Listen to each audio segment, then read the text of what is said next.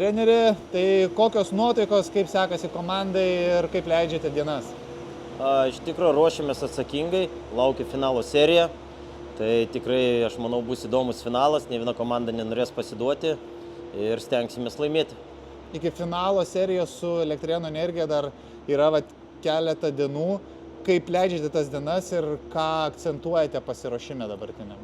Ruošiamės ant ledo, ruošiamės ant žemės, turim fizinio parengimo trenerį, su kuriuo aptarėme, kada galim padaryti žemę, kada duoti pailsėti jiems, kad būtų jie pasiruošę 100% žaisti.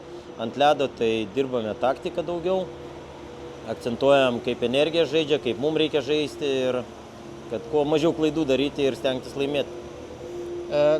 Kas jūsų nuomonė bus svarbiausia šioje finalo serijoje? Aš tai manau, kad disciplina bus svarbiausia, nes paskutinės rungtynės su Energija parodė, kad ir vieni ir kitą daug prasiženginėjom. Tai manau disciplina, nes daugumoje visi gali mušti įvarčius ir turi didesnius šansus įmušti daugumoje, tai aš manau reikia daryti kuo mažiau pražangų.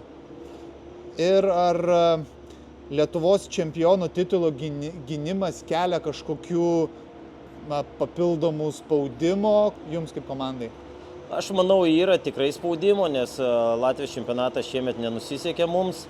Tai tikrai norim laimėti Lietuvos čempionatą ir pernai jie buvo čempionai, tai tikrai spaudimas kažkiek jaučiasi, bet manau reikia sutvarkyti su to spaudimu ir manau laimės komanda ta, kuri daugiau norės.